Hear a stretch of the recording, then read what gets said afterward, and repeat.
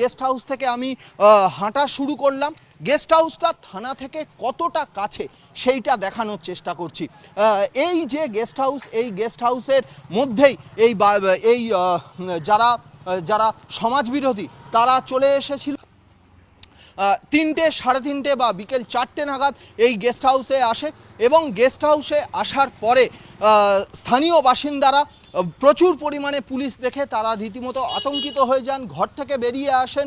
বয়স্ক প্রথমে একটি অ্যাম্বুলেন্স আসে, অ্যাম্বুলেন্সে করে একজন ইনজিওর্ড, পুলিশ সূত্রে যেটা জানা যাচ্ছে তার নাম ইউসুফ, হসপিটালে ঢুকে শুট আউট করার পরে তারা সেখান থেকে গা ঢাকা দেয়।